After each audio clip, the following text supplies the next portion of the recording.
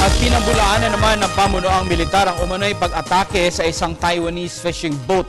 Reaksyon ito ng AFP sa umano'y pag-atake ng Philippine sa isang sasakyang dagat ng Taiwan sa karagatang sakop ng Batanes Island.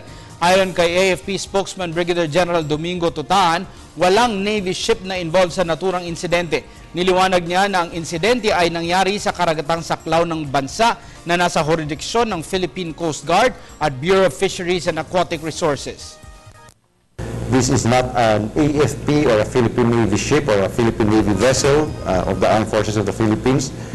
This was part of the efforts being undertaken by the Bureau of Fisheries or BFAR and the Philippine Coast Guard. We just wanted to clarify this because this is a matter that we don't want to put some international repercussions on the matter. So it is not an Philippine Navy or an Armed Forces of the Philippines vessel that was in the situation or in the incident this morning in Batanes.